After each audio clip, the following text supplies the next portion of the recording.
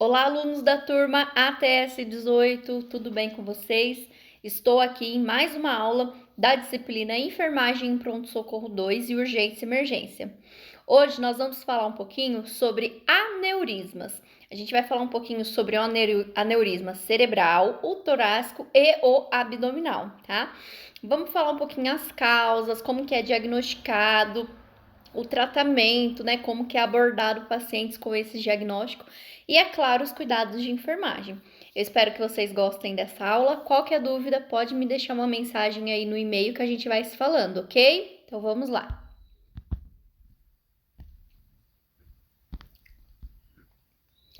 Aneurisma é o nome da doença que acomete pessoas que tiveram alterações em algum vaso sanguíneo, seja veia ou artéria do corpo. A maior parte dos aneurismas acontece em artérias, tá? O problema se dá pelo enfraquecimento de alguma parte dessas estruturas, causando uma dilatação e formando uma bolsa que cresce aos poucos com o tempo. Então, basicamente, é igual essa imagem aqui, ó. É a formação de uma bolsa aí sanguínea, né? E aí a gente fala aí de sacular, o aneurisma sacular, né? E ele pode se romper, né? Ou formar aí um vaso aí de aneurisma, tá? Um aneurisma pode se romper e causar uma hemorragia ou permanecer sem estourar durante toda a vida. Existem pacientes, né, que só descobrem aí um aneurisma quando vão fazer algum exame específico para outro diagnóstico. Então, às vezes tem uma queda e vai fazer uma tomografia.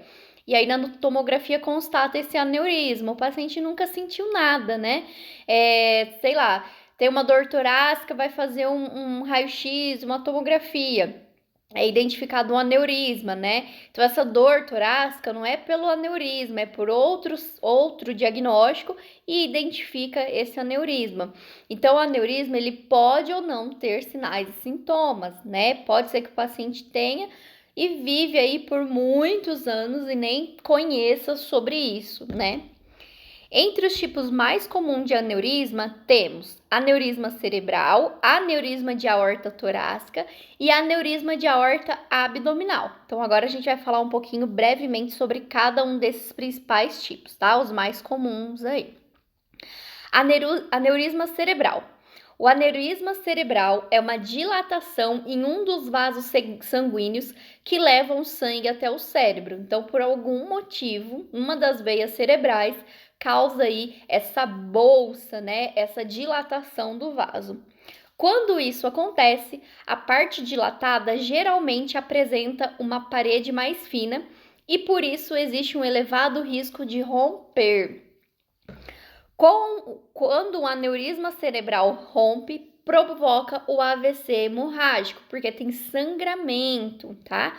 O AVC isquêmico, lembra que a gente comentou? O AVC isquêmico, ele vai parar ali o fluxo sanguíneo, aquela atividade, né? O hemorrágico, ele tem o rompimento aí desse vaso, que pode sim ser causado por aneurisma, tá? Que pode ser mais ou menos grave de acordo com o tamanho do sangramento. Sinais e sintomas de aneurisma cerebral. O aneurisma cerebral normalmente não causa qualquer sintoma, sendo identificado acidentalmente em um exame de diagnóstico da cabeça ou quando rompe. Então, como eu falei para vocês, às vezes a pessoa tem aneurisma cerebral, mas não tem nenhum sinal e sintoma, né? Por algum motivo, ela vai fazer algum exame de diagnóstico para outras patologias, né? Teve uma queda, foi fazer um raio-x para ver se teve alguma coisa, e aí é diagnosticado esse aneurisma, tá? Em outros casos, pode acontecer também do paciente apresentar sinais e sintomas, né? Que seriam aí dor na região dos olhos, cefaleia, né? Visão turva, dupla. Então, tem pessoas que sentem e tem pessoas que não têm nenhum sinal e sintoma, tá? No entanto, algumas pessoas com aneurisma podem apresentar sinais como dor constante atrás do olho, pupilas dilatadas, visão dupla ou formigamento no rosto.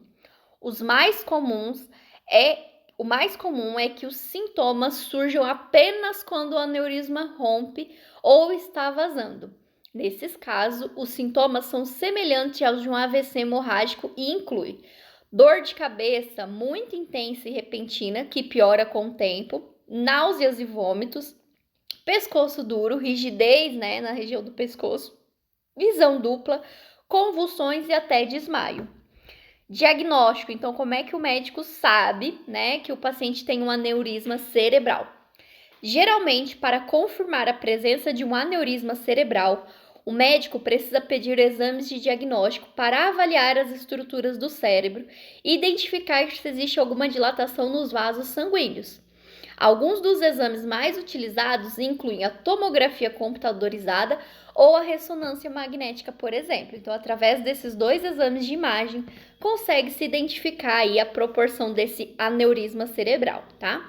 Fatores de risco. Então, quais são os fatores que podem desencadear aí, que tem aí uma prevalência para esse aneurisma cerebral? Pessoas fumantes, Ter pressão alta descontrolada também pode ser um fator de risco para desenvolver um aneurisma cerebral. Utilizar drogas, especialmente a cocaína.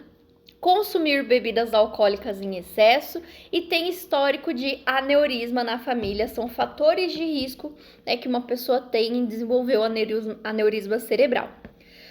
O tratamento, aí existem alguns tipos de tratamento, Pensando no paciente que foi descoberto esse aneurisma, porém ele ainda não teve o rompimento, normalmente se faz um acompanhamento, se faz um tratamento medicamentoso, Normalmente o neurologista que vai acompanhar para ver aí a progressão ou não desse aneurisma, tá? E tem quando o aneurisma rompe, Que às vezes se faz aí um procedimento de cateterismo, às vezes o neurologista tem que abordar para estancar aquele sangramento, Pensando na pressão intracraniana, então vai depender os dois casos, se o aneurisma já rompeu ou se ainda não teve esse rompimento, tá?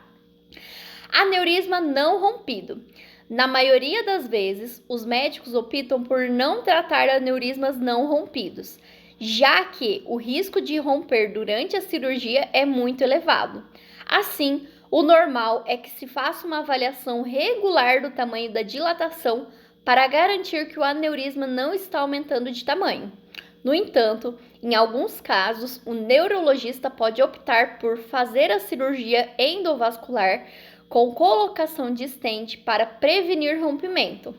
Porém, por ser um procedimento bastante delicado, pelo risco de rompimento durante o procedimento, precisa ser muito bem avaliado e os riscos devem ser bem explicados ao paciente e à família. Então, é exatamente isso. Nesse aneurisma não rompido, o tratamento é mais acompanhamento. Se o médico optar por fazer uma intervenção, ele vai avisar a família, vai avisar o paciente sobre os riscos, Porque durante o manuseio ali da intervenção cirúrgica, esse aneurisma pode se romper, tá?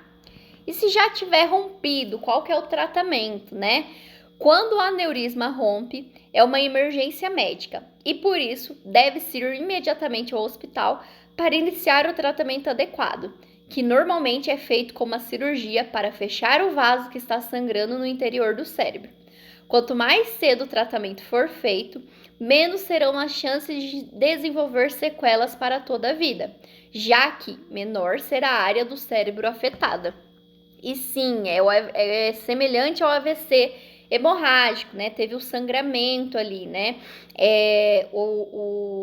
Então, por isso, pode causar sequelas aí por conta desse vazamento sanguíneo no intracraniano, tá?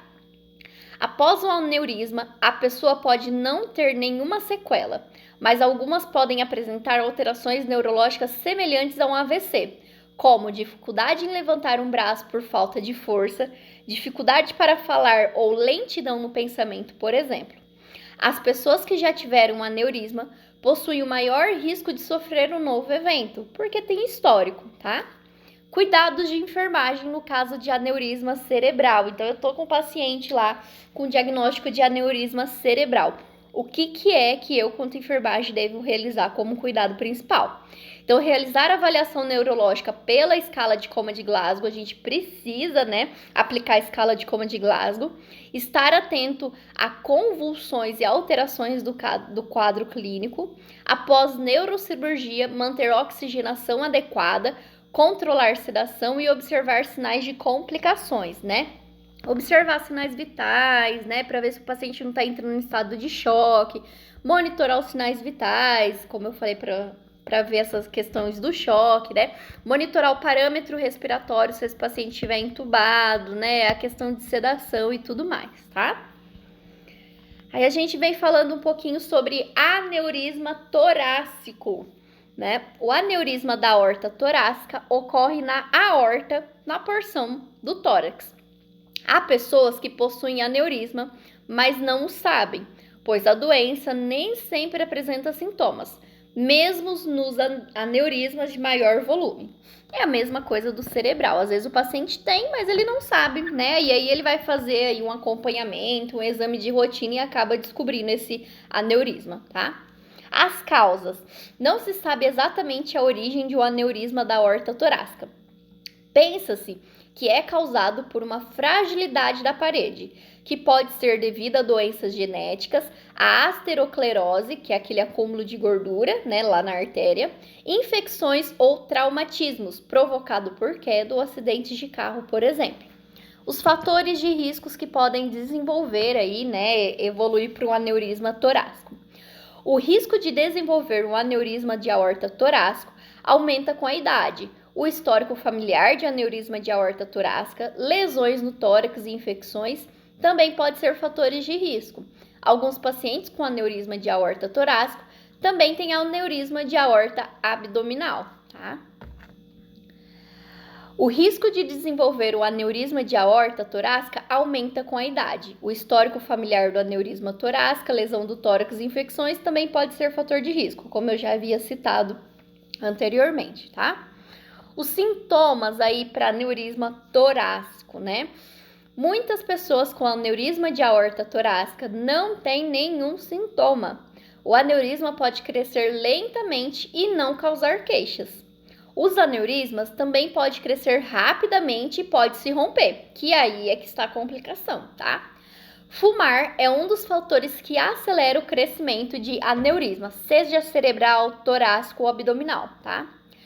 O primeiro sintoma de um aneurisma de aorta pode ser a morte súbita por hemorragia devido à rotura do aneurisma. Então, o paciente vai sangrar, né? Ali a aorta ela vai se romper, né? E o paciente vai ter um choque hipovolêmico, por exemplo, porque ele está sangrando, tá?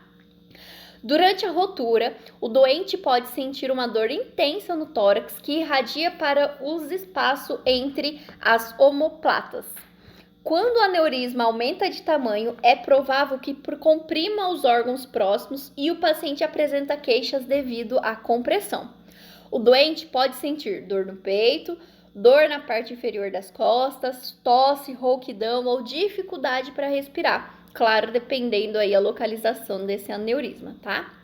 O diagnóstico, ele também é bem semelhante com o aneurisma cerebral, né? Pode ser feito aí através de exame de imagem, principalmente uma tomografia ou ressonância magnética, tá?